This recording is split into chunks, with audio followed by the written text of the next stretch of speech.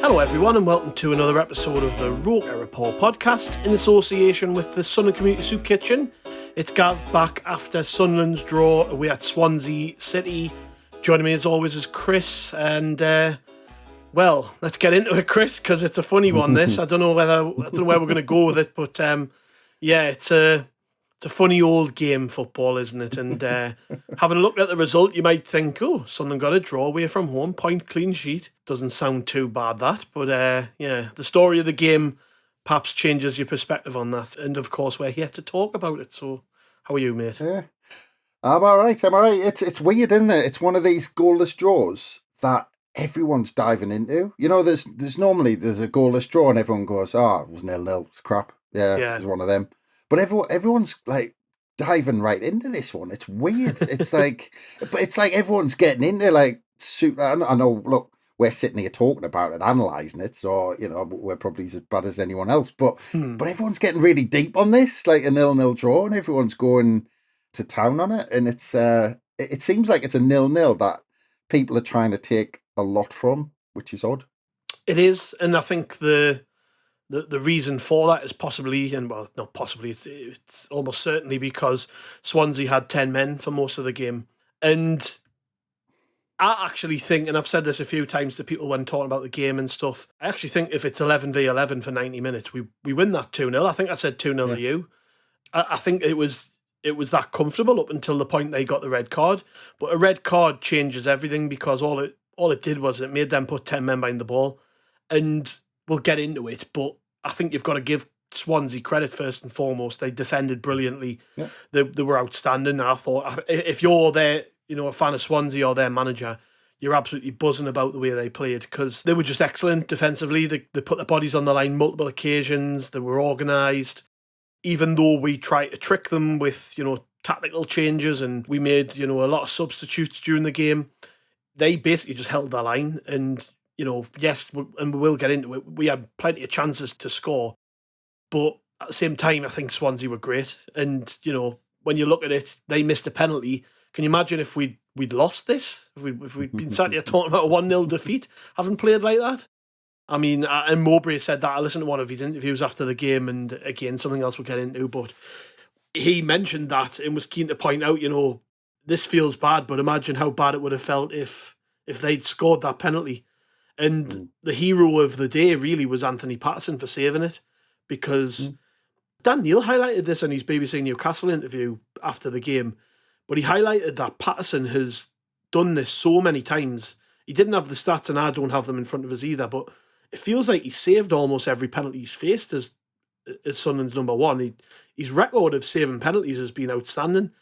And to be honest, when Jamal Lowe ran up to the ball, and I seen his run up and he like took his time and he stuttered up to it, I thought, he's missed this, because it was just too complicated. If he just runs up and belts it, he probably scores, but he gives Patterson a chance to see what he's doing, and that was it really. You know, he saved it. But the story of the game is ultimately about how we didn't convert a chance despite having a ridiculous amount of shots and chances to score and crosses across the box. Got them in front of us now, the stats: 25 shots, 3 on target. I mean, it says it all, doesn't it? Well, it doesn't. It doesn't. It tells part of the story, but I mean, as you called it, I mean, you were talking in general terms about the game. Swansea did what we didn't against Middlesbrough when we went down to 10 men. They had a perfect game plan. They changed it, and actually, the time we should have took advantage of it was the period even before the sending off, but it was before half time, because yes, they were decent after the sending off before half time, but they got in at half time and their manager sorted them out. I thought Michael Duff got them in at half time. He earned his coin at half time. He did a job on us. He got them organised. They came out with 5 at the back. They put men behind the ball. So you're talking about 23 shots, 3 on target. Yes, it's not a fantastic ratio. It is crap on paper. But the problem is with the way Swansea set up, and as you said, credit to them, the way they set up, 5 at the back, packed the midfield. We then kept getting, we either got to the byline and got slightly, we kind of got in behind them, but they had so many players back and in around the box and, in the important areas that it was tough for us to pick a pass out, or we were poor in picking a space out and picking a pass out, or we ended up resorting to long range shots. Yeah. So that kind of tells a story that, yes, it's not brilliant, 23 shots and 3 on target and all this sort of stuff, but we struggled to get in those chances where we could get that shot in on target and we could kind of have a clear-cut chance. And that was the way Swansea set up. But like I said, I think we should have taken advantage of the dominance in the first half. I mean, I know it's obvious to say, but... Well, we could have been 3-0 up before they even had the man sent off. So it's that. I think Mowbray mentioned that. You have 3 chances and when it's 11v11. But again, let's give credit to their keeper, by the way, because we're talking about chances. Mm-hmm. And it's not as if we wasted them as such. Like I thought Roberts' chance, when he cut inside and it kind of hit off the post, and I thought that was a great save. And actually the save from Clark, that was about 5 minutes before the red card. Well, that one was interesting because the ball comes from the right-hand side. I think it's Hume, whips a ball across the face of goal, and Rusens runs too late. And it's like the ball's clearly for him. If Rusens runs better, he runs onto it. But instead, if it goes to Clark, and it is a good save. But it's about those fine margins that Mowbray keeps talking about. In that occasion, the ball fizzed across where Rusen was, but it was like he ran a little bit too early. So that's maybe why that's where we're struggling in terms of getting on the end of these chances. Is that it's just. Everything seems to be great until a point, and then it's like we do look toothless, which seems weird being one of the top scorers in the league. But it is a problem, isn't it, that we're not getting goals from centre forwards. But there's 2 things to take from that Clark chance, actually, from my point of view. When you look at it, the fact that we did what we did down the right hand side, and I know we've been doing this thing where Hume tucks in as an extra midfielder, and there's been games, actually the Norwich game, I thought the amount of tackles that Hume made in the middle of the park in that game was brilliant and it worked fine. But sometimes, in a scenario where you're dominating the opposition and you want to stretch the play, and especially when the ball goes out to Patrick Roberts, sometimes you want a fullback to be a fullback. Yeah, and you want him to go past the winger, and you want him to go on an overlap and give him an option. Because if we've talked about Serkin doing it on the other side when he's on the left, it gives Clark room because that run takes a player away. Yeah. But if the fullback's not there, if he's trying to cover inside and be a central midfielder, he's trying to be a defensive midfielder, then we lose that. And you saw as soon as we got a fullback going beyond Roberts, he used him, and Hume was in, and Roberts did the business, because if he's got runners ahead of him, Roberts will pick them out. He's that good a player, and Hume was in acres of space. And obviously, when he gets to that byline, I think if it's not Rusen's second appearance or in the start 11, and if Rusen had already been here, if he'd had, I don't know, 30, 50 games under his belt, the connection's there, and Hume knows where Rusen's going to be. Rusen knows where Hume's going to put the ball, and that's a goal. Yeah. And he doesn't, obviously the players with Rusen only making his second appearance, and all the strikers really, it comes back to the point of a striker getting a run in the team. Yeah. That players know how to react to them. Yeah, well, people keep asking what's the solution to all of this, and honestly, I think it's just sticking with Rusen. I think he made some good runs, and he seems to be doing all the right things. The chance he had in the first half was the best chance of the game for me, where he gets slipped in behind, he's one-on-one with the goalkeeper, and he sort of loses his footing a bit, and he opens his body up to shoot, and he puts it wide of the post, and he was kicking himself after that for a good 5 minutes. Yeah. Every time the camera panned to him, he was talking to himself, mumbling away. He was punching the ground when just after it. He was, because he realised how big an opportunity that was to get off and running. Yeah, I agree with what you just said. By the way, I think if you give him a run of games, that synergy is only going to build up, and he will score. I'm honestly really confident with him and the team. I look at him and I think he's got something about him actually. But and I'll come into this a bit more because I mentioned it earlier. Mowbray's comments after the game. I listened to 2 interviews, the one he did with the club and the one he did with BBC Newcastle. And I don't know about you, but to me it felt like this is probably the first time I've heard him sort of push a bit of responsibility to the forwards, particularly the strikers, in that he was asked about the missed opportunities, and he said, well, we're doing everything right in training, and if you look at Clark and Roberts, they're they're getting in good positions and they're putting it across the box, but the strikers have to get on the end of it. And it was the first time I've heard him say that. He actually name-checked Rusyn a couple of times in terms of, you know, his chances that he had and all the rest of it. And I don't know about you, but I find that really interesting that Mowbray's going down that road now. I feel like he's sort of shrugging his shoulders now and going, I don't know what else to do here. Like I've tried everything I can to get these lads into the team and get the rest of the team working for them. And it just sort of, I don't know, he didn't come out and full on blame them for not winning the game, but it did feel as though that there's been a sort of change in attitude with him towards that position in general. It's going to be interesting to see where he goes from here in terms of selection, because we keep talking about Mayenda, and I know he's not played a game yet, but I can't get this out of my head that he's just waiting for him to be fit. And I've heard him talk up other players and talk them up because he really rates them. I don't get that impression when he talks about Rusyn and he talks about Burstow and he talks about Hemir. Like there's something not right there, and I don't think he's having them, if I'm honest. So I don't know. I'm presuming you heard what he had to say.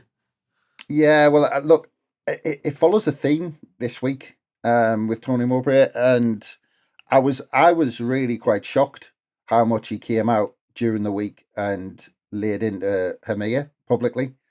Yeah, I was genuinely a bit shocked because he's always hinted at stuff, and it seemed like this week, because of all the chatter with the strikers and our lack of a main focal point, and look, we've said it on pods before that we're obvious. I mean, it doesn't take a genius to work out that we're a 15-20 goal striker short of fighting for the top two in this division. It's as simple as that. I'm not saying we'd getting off to as good a start as Leicester or Ipswich, but we'd be solidly in that pack behind them, I think, if we had a 15-20 goal striker. But it seems like Mowbray has, I don't know, I think he's hit a point this week where, with all the chatter, everybody outside, the media, fans, whatever, social media, probably doesn't read that, I guess, but, talking about the strikers, the whole conversation is about strikers, and he seemed like he's wanted to get stuff off his chest this week. Yeah. The whole Hemir conversation, that he came out and publicly said, and described almost in detail what he's getting wrong. And he's, you're talking an 18, 19-year-old striker who's come over from Portugal, and you're talking like that in the press. And it seemed like he almost seemed upset with his behaviour. Obviously, Mowbray comes from a place where that was never accepted and that was never acceptable in the dressing rooms he was in. And I just think he lost it a little bit. And then when it came to the match, 23 shots, wingers getting to the byline, fullbacks getting to the byline, and we haven't scored. And I think then he's just followed that on, because he looked absolutely sick as a chip after the game. I mean, he looked a bit down about it. I mean, we all kind of were, a goalless draw that we had that much, like we dominated that much. He's had a thing this week, and I think he's kind of right on the edge of really kind of losing it with the strikers now, because he's desperate. But the thing is, he sees, and he'll read the same stats as everyone else, and he knows his side better than we do, that we're not far away. We're that close. I mean, Michael Duff came out after the game, said we're one of the best sides in the division. The Leicester manager said one of the best sides in the division. All we need is that striker to score those 15, 20 goals. We're a different side. We're in a different position in the table. And Tony Mowbray knows it.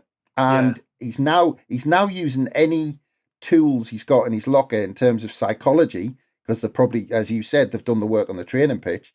It's all now getting into the players' heads to try and get them improved. But just quickly on Rusyn, he said his movement's fantastic, much improved in terms of what we had in the earlier part of the season. But the best thing I like about him is when he gets the ball to feet, he wants to turn and get in behind. He spins off defenders. And we haven't had that this season, where we haven't had much opportunity to play a ball into feet because strikers haven't presented themselves. He gets into decent positions, and he likes it when a defender's up behind him because he rolls them. He won a couple of free kicks that way. He looked dangerous. He looked like he was going to turn them. And considering that he's only... And we said as well that it'd be a completely different test for him because Norwich were crap and we were at home. And it was, but he still showed some good things. And I just think he's going to be one of them. The more games he plays, the better he'll get. Yeah, just on Mowbray, do you think you think he's taking it a bit too far with what he's saying publicly? Because I do personally, and I refer back to that stuff with Hemir. I just don't know what benefit there is in telling the world he's basically unprofessional. Yeah. When he's that young, my opinion is those conversations need to stay behind closed doors. Like and he will. I do not doubt he's had them. You know, I'm sure Hemir's been made very much aware of what he needs to change. But then when you've got like the local press asking you the same questions, and you've then got an opportunity to talk about it, who does it benefit, really? Yeah. We don't need to know that Hemir turns up last to training and he's the first one out the door. And I don't have a problem with Mowbray getting at him for those things, because I think it's totally right. Young players need to be reminded constantly about how to be as professional as they can. But I don't think the press need to know about it. I don't think we need to know about it. You know, if this was a 28, 29-year-old lad we'd sign for a lot of money, then I might feel differently about it. But when it's a kid, I don't know. And I feel like sometimes he contradicts himself in a way, because to me, if you're going to talk about a player in that manner, how are they getting on the pitch every week? You know, he's coming off the bench, he's bringing them on off the bench and things like that. And I'm like, well, if he's doing everything wrong, like you seem to be suggesting, then I don't understand how he keeps getting on the pitch. I feel similarly to when he talks about Ekwa, he likes to remind everybody that he's quite lazy and laid back and all the rest of it. And I think, well, but he's putting the performances in on a Saturday. I don't need to know, really. You don't need to caveat when someone, like, to be honest, that one pissed us off a little bit, because he was caveating praise for Ekwa. Like, the guy asking the question was talking about how well he'd played, and he went, well, I have to slap him before he goes out and remind him how to work out. And I don't need to hear that. So what do you think about just his general tone in these interviews? Because I've got to be honest, like, I just want him to shut up. I want him to stop telling us all these things. Well, you're right. It's a complete contradiction, because, like you said, when I heard that, I thought he's lost it. He's lost it with Hemir. Like, he's completely, week after week, day after day, Hemir's got this attitude. And this is just the impression I got from Mowbray talking, that he's got this attitude, and Tony Mowbray has tried everything. And now it's his last resort, because it has to be really to dig out an 18, 19-year-old kid in public, that the way he's behaving, that when nobody really knows about it. It's not like everyone was like, rumours were flying around, but he's come out and just opened up about it. And it's got to be your last resort to get a player motivated.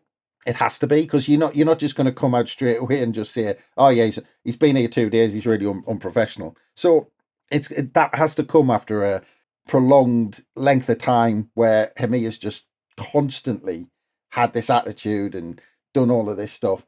And like you said, but if he has, you're absolutely right. If he has, then the carrot that he's dangling is a place in the match day squad. You behave like this, you don't get a place on the bench. It's as simple as that. And then, we're talking, I mean, when did he come on? I'm trying to look, it was like 55 minutes, I think. Yeah, so it was 10 minutes into the second half. And if Burstow's really professional in training and he's busting a gut, you bring him on. Yeah. You don't reward Hemir with behaving like, whatever he's doing behind the scenes. If he's that bad that you've dug him out in public in midweek, you don't give him 35 minutes on a Saturday. But then does that say, 0-0, 10 men, does that tell you how desperate Mowbray was for a goal, that he's going to bring someone who he thinks got the wrong attitude?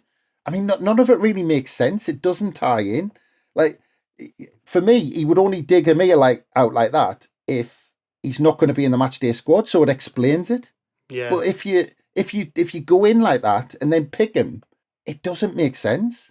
So I genuinely don't know. I mean, as you said, the only straw I can clutch at why Mowbray did it is that he's lost it with him, and it's his last resort to go public with it. But at the same time, don't reward him with minutes on the pitch, because Burstow and Hemir are put in the same bucket. Like, they're both kind of struggling. But if Burstow's got the right attitude, he's got to be kind of at the front of the queue. So yeah. I don't know. None of it really makes sense. Yeah, well, he changed. We're talking about that. So he changed the shape of the team entirely, because he clearly felt it wasn't working, whatever we were doing. He took off Roos and brought on Hemir, which I felt was a bit strange because when you need a goal, obviously you would like to think, get two up there, have two strikers on the pitch. Instead, we went with bringing off Job as well and bringing off Huggins and sort of went with a back three, which made Clark play like a left wing back, although he didn't have a lot of defending to do. But I guess it was sort of the case of trying to get a load of attack midfield players on and create chances that way. But to be honest, Pritchard, he was sort of on the pitch to give Clark a hand on the left, and I presume to open up the space. If he's out there on the left-hand side occupying somebody, it gives Clark a little bit of room to fashion a chance, maybe. I didn't understand the Dak substitution, if I'm honest. I was just about to say that. He didn't do anything, to be honest. He didn't offer it. And this isn't the first time I felt this way about Bradley Dak. I'm sort of waiting to work out the point of him, really. Yeah. Like, we know he was Mowbray's signing, and he maybe trying to justify it to himself why he was brought in. Yeah. But other than that goal against Southampton, we've not really seen much. And she stayed on the bench. I know he's been injured. Yeah. Is he fit? Like, if he's fully fit, surely he comes on before Dak, because he looks like a player who can unlock a door when, you've got players behind the ball. Yeah. I mean, I presume it's down to trust. Mowbray trusts Dak. He knows he can score goals, but I'm not seeing it, if I'm honest. Yeah. So, yes, he made a lot of substitutes, but he totally changed the shape of the team. Ballard sort of limped off and Sirkin came on. But I was surprised how late it took to bring Sirkin on. Like, in my head, I was thinking, right, I'm trying to rationalise these changes. Pritchard's been brought on and he basically played out on the left most of the time with Clark. So I'm thinking, right, he's been put there to support Jack Clark. But then I'm thinking, if you have Sirkin on the pitch, he can do that. And he can get beyond Clark and he can put crosses into the box. That's what my thought when I was thinking, right, we keep two strikers on the pitch, bring on Sirkin, get some more bodies out wide who can cross the ball left-footed and get the ball into the box that way as well, because it was all coming down the right, really. And we pick apart these things all the time, but it was just interesting that those were the changes he made. I know we've spent quite a lot of time in recent weeks mulling over the subs he makes, because to be honest, on the whole, it doesn't feel like the subs he's making are working necessarily. I think we're in a bit of a period where we're like looking for impact from the bench and looking for Mowbray to change something. And I think, against Norwich, his subs were largely good, but in general this season, they've been a bit, I don't know, they've been a bit strange. Like, I just thought these were strange changes. Thought it was very early to make changes in the game. He'd obviously decided at half time he was going to do it sort of 10 minutes in. We look very slow with Pritchard and Dak up there, and I don't know, I think Rusyn probably feels hard done by it. We've come off because he didn't do anything wrong. Like, I know he's not. Maybe they've looked at it and thought, yeah, he's not played a lot of football. Maybe he doesn't want to. We don't want to keep him on for too long. But 56 minutes, I think he could have. I think he could have been the difference in some of those, particularly as the game went on, as the balls were fizzing across the box.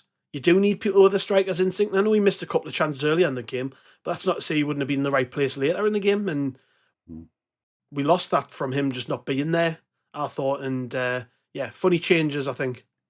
Yeah, I mean, like as 10 minutes into the second half, it was obvious Mowbray just thought, well, nothing's changing, and we're not. He needs to freshen something up. Like I said, the Dak one for me didn't make much sense, other than he wanted to change the shape. But for me, if Ashish is fully fit, he gets the nod before Dak. For me, that was all about Tony Mowbray wanting Dak on the pitch. Like you said, all down to trust. He knows him and all that sort of stuff.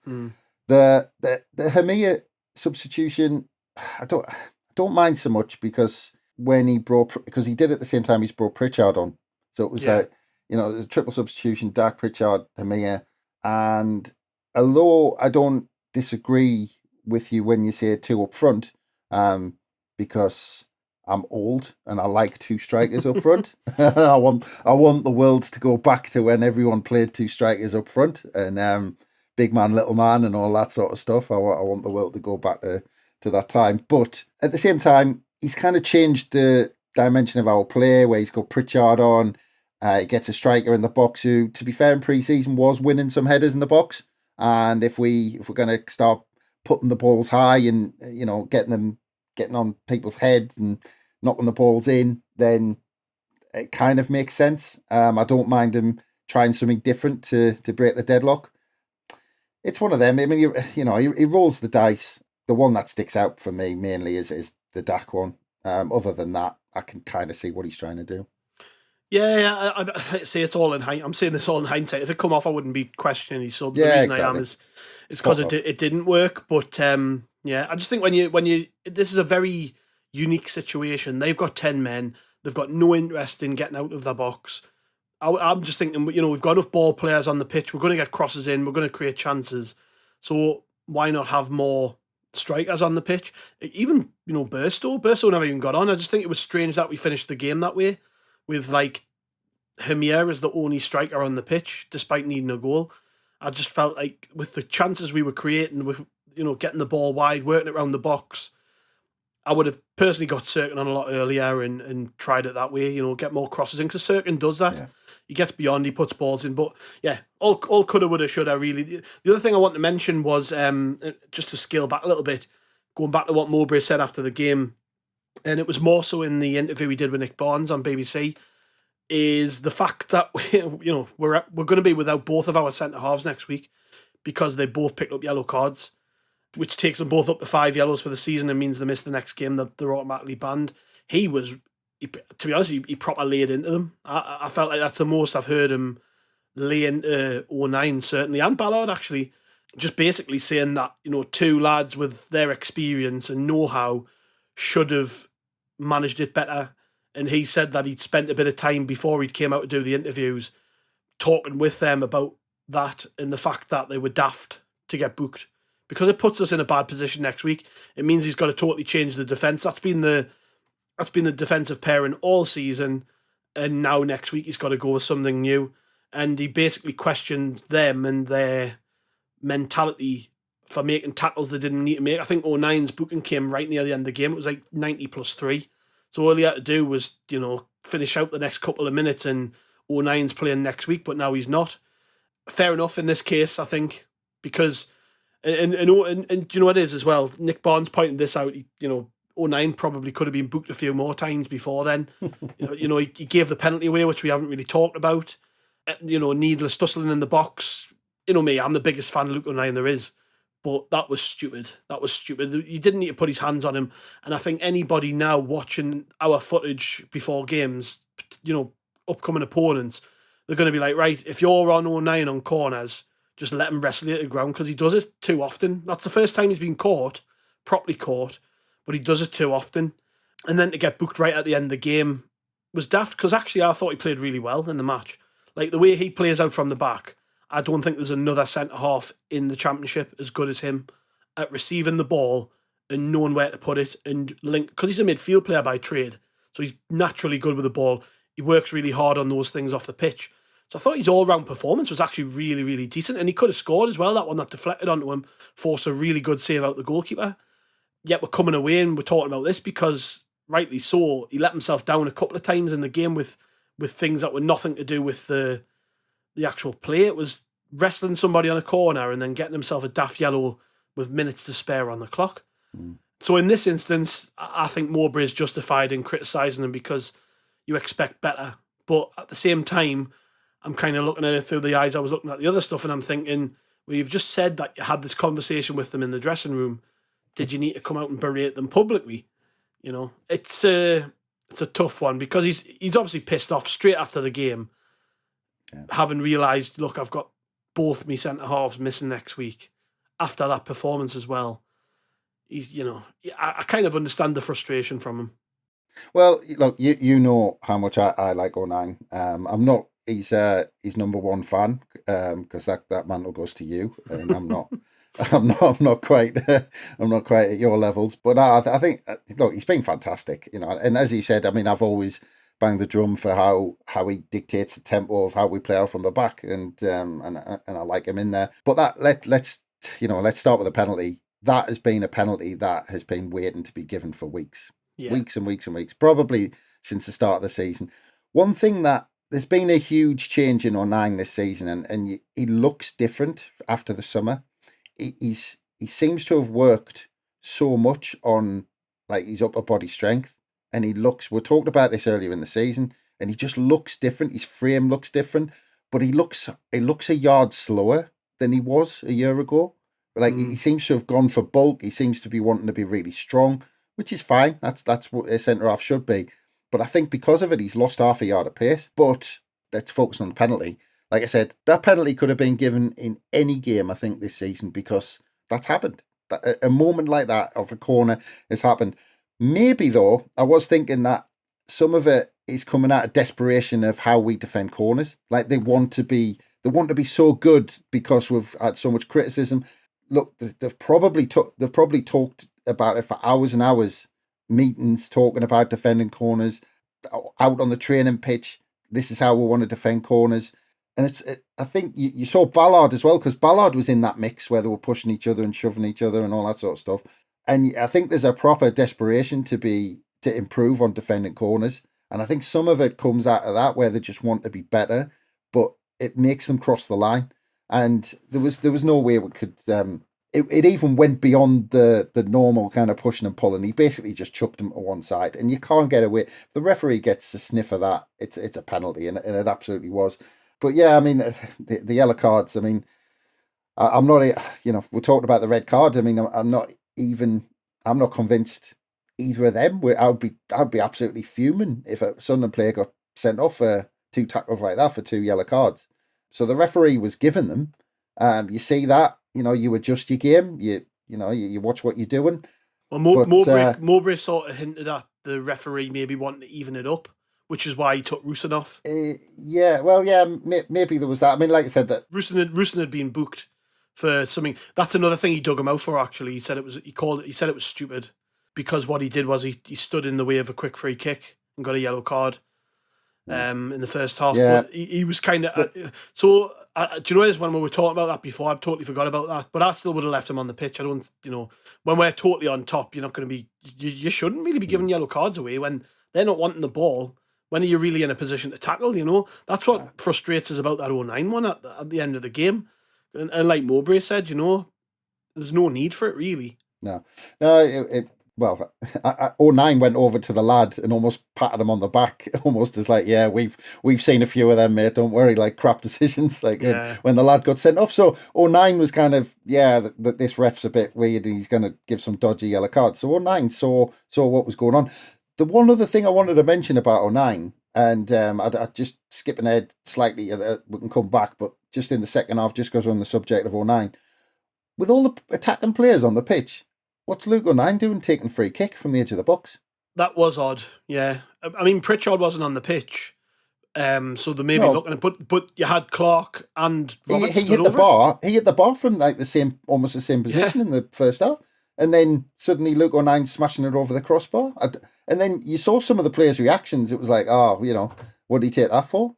I just didn't get it. It was just a bizarre moment. Unless he's been smashing them in training or something. And well, you'd like to think so, or else I'm the captain and I'm having this one. I don't know, it's just weird. To be honest, I've often thought, would he be any good at free kicks? Because he does spend that long working on things. You wouldn't be surprised if he's actually half decent. But that was poor. I mean, it was a weird... Do you know what it is, though? Where he took it from was even a good free kick take. I might struggle to get it up and down from there. But he sort of side-footed it straight over the bar. It looked like a centre-half taking a free kick, didn't it? Yeah, I didn't get it. It was interesting as well. I was watching, just the side note, I was watching Match of the Day, and Lewis Dunk took one for Brighton, and he actually forced a really good save out of Pickford. So maybe it's just a new thing that centre-halves have started taking free kicks. I don't know. Remember David Luiz taking them? He was quite good at them, wasn't he? The old knuckleball technique. Anyways, O'Nien wasn't. Yeah, we're going off tangent slightly here, but yeah, I mean, to be honest, the story of the game was just that. It was just frustration. Afterwards, my assessment mainly was that I actually thought we did just about collectively.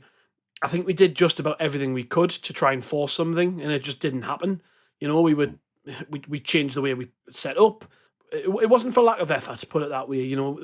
We've got to talk about the ones where we came close. You just mentioned there, Clark hitting the bar from a free kick. Sort of scraped the top of it. But the one where we came closest was the Abdullah Bar shot, where he had that was brilliant. Yeah, he played like a nice little 1-2. I think with Roberts or Neil, I can't remember, but it was lovely. It was a left-footed curler from sort of an odd position, but it didn't go in because it was a fantastic strike. But to be honest, the fact that we're talking about that sort of tells you the story of the game. Like, we were running out of ideas and we were just trying different things. And like I say, I don't I don't necessarily criticise the players for that. I think we just looked a bit desperate. And one of the things Dan Neil and Mowbray both talked about after the game was that we need to work on how we deal with going down to the opposition, going down to 10 men. Because it's not the first time where a team's went down to 10 men against us and we've not really had an answer for it. And I said it, I think it was one of the first things I said when we started recording. If this had been 11v11, I think we would have won. We don't seem to have a plan for how we break down teams with 10 men, which when we played Middlesbrough the other week, they decimated us and clearly had an idea of what to do. We just didn't in this. Yeah, well, again, I mean, we're back to where we started. You have to talk about Swansea a little bit, but I actually go back to the QPR game. Like what we did against QPR, which I didn't really see us doing as much in this game, was we made the pitch as wide as possible. We basically had players who were hugging the touchline to stretch their players out. That all comes down to the subs, doesn't it? When you look at it, he brought on Dak, he brought on Pritchard, he didn't bring on Cirque until late. We did like, exactly. That's what when we were talking about it before, that was what I was thinking. I'm thinking, well, he's brought on loads of number 10s, loads of sort of central players. Yeah, we didn't stretch it enough. What we did against QPR, that's the way to play against 10 men. And it was same as what Borough did to us. They had that, I can't remember, they had a winger who basically hugged the touchline. Isaiah Jones on the right wing. And he did us every time because they stretched the play and then switched it. So it was always left a one-on-one every time. And that's what you do. You overload. And actually, just after the sending off, we actually started off doing that a little bit. Like in that first half, like the 10, 15 minutes after, we actually did that. And we had an overload on a couple of times on the right-hand side because we switched it quickly and we spread the play and we stretched it. And Swansea weren't quite as organised then because they were trying to work it out as they went along until they got in at half time. But we started doing that. And then second half, we just stopped. We kind of stopped doing that. And as you said, we ran out of ideas by trying to do the same thing time and time again. And then when we changed the system, you go down the centre and you kind of, it gets a bit muddled. But yeah, I mean, look, we did it before against QPR. QPR weren't as organised as Swansea. I thought Swansea were much better than them. But having said that, we didn't look like we had a plan to pull Swansea's players out of position. And that's what you need to do when you're a man up. Yep. And we just didn't find a way through. There was 9 minutes of added time. We kept plugging away. Like I said, we had that late chance where 09 nearly scored, but there was nothing really towards the end of the game where you thought we're going to score here. It was just sort of trying to chuck whatever we could at it, and all we're doing is coming away with more questions than answers, really. And that was the theme of the sort of discussion from let's say, from Mowbray, from Neil, who those were the two who were put out to the press, obviously. And it makes next week interesting, and we will do a preview during the week. But we've got this Birmingham game, which is a strange one, given that we've got Wayne Rooney in their dugout. We talked about that the other day. Wayne Rooney in their dugout and all the circus that comes along with that. They've had a poor start under him. To be fair, I think they were 2-0 up against Ipswich at the weekend and then tossed it away. End up drawing 2s each. You've got to look at this game and think like, oh, we've got to win this. But coming out of this Swansea game, we're still thinking about who's going to play up front. What's the sort of mood in the camp like? Is he going to bring in Cirkin for the next game? All these things we've got like quite a lot of sort of questions coming out of this game, and I'm just interested in what the mood's going to be like through the week with training and stuff with regards to that. Because really, you look at our form. Look, we can explain all of them, but since we beat Watford, we've lost to Borough, we've lost to Stoke, we've lost to Leicester, we beat Norwich, and then we've drawn a game we should have won. So that's 1 win in 5 games, 4 points. We've got to try and just move on and win this next game, because then we've got another 2-week break. So it's like all this negativity coming out of this game we should have won. We've got to somehow get it out of our heads, haven't we? Yes and no, but I'm not sure. I mean, again, Tony Mowbray did look miffed off, but I think that was an immediate. I want to shoot myself in the head after I'd heard him talk. No, exactly. But I think that was an immediate. He makes me feel like that most of the time, but especially so after this one. That was an immediate reaction, and he knew that we should have won that game, and I think he was just miffed off. But and when they get back to it and they really take a look at it, I feel perfectly fine with it. I mean, you're talking about this run, but Borough, red card, Stoke, that was the Oh one, yeah. and we've talked about know it. all. I know Leicester all did of that. well, It's Norwich just, did well. So, I mean, I think, and look, you're talking about progress. We've gone away to a side, and I think they were looking for their 6th win in 8 or something like that. They're half decent kind of form, and you look again at just the general progress. We've gone away to Swansea City, who were no mugs. They're a well-organised side. They kind of wiped the floor with us in the first half last season and deserved 3 points off us at their place last year. And you're talking about before the red card, absolutely dominated. There was only going to be one team who won that game. When you're talking about, it was probably skewed a little bit by the sending off. We had 71% possession, I think. But I think without the red card, we have 60 plus, 65% possession easy, if not up to 70 like we did when we were a man up. We completely dominated that game. We've gone to a decent side, and we are the better side. And look, when the keeper makes that save from Roberts when it comes off the post, an inch the other way, and it comes off the inside of the post and it spins in the back of the net, and then we're 1-0, and that's it. We've won that game, and it's fine margins. It's football. I mean, you have that game where you have one chance at nick it, and the other opposition have 30 shots and 80% possession and all this sort of stuff, or it ends up 0-0 and all that sort of stuff. It's football. These games happen, and I just think the fact that we kind of dominated this game, and we should have won, and we're disappointed with going to Swansea City and coming away with a 0-0 draw, I might be kind of, people might claim happy clapping and all that sort of stuff, but I just think it's progress, and in this run, and I think you're right. I think a lot of the reaction is skewed a little bit because we're talking about 1 win in 5 and all this sort of stuff, but you look, as I just said, you could rattle through those games, and there's only the Stoke City game you can look at and go, yeah, that was bad.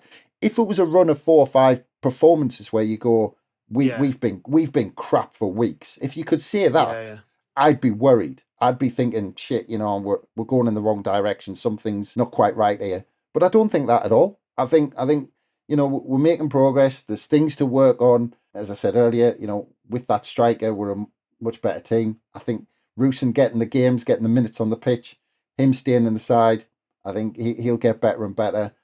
I'm absolutely fine, and I think you talked about the Rooney effect and all that sort of stuff. He hasn't had much effect quite yet, but I think we'll do them, and I think it'll be another Norwich City, and we'll do the preview and all this sort of stuff. But my feeling about that comes out of, I'm not concerned, because in the main the performances have been there, and it was here. We nick a goal in this one, and look, we were inches away. I mean, the keeper makes a couple of brilliant saves first half. Like I said, an inch the other way, ball spins in, we go 1-0 up, and we coast the rest of the game, and everyone's going, aren't we brilliant? But the thing is, everyone would say, aren't we brilliant? But the only difference is that we hit the back of the net, but the performance is exactly the same. So it's a fine line between everyone saying, it was a bit crap, we should have won that. But if we're just getting a goal, but the performance was exactly the same, people are talking about it completely differently. Yeah. So let's talk about the performance. Let's talk about the performance and what that is, regardless of kind of whether we managed to nick that goal, because the performance was good and there's plenty to work on. Good place to end that. Cheers, mate. Thanks for bringing us back up a little bit.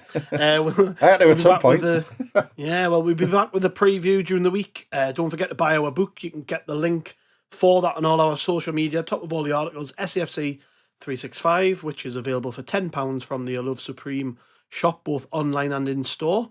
Make sure you grab yourself a copy of that. All profits go to Sunlun Community Soup Kitchen.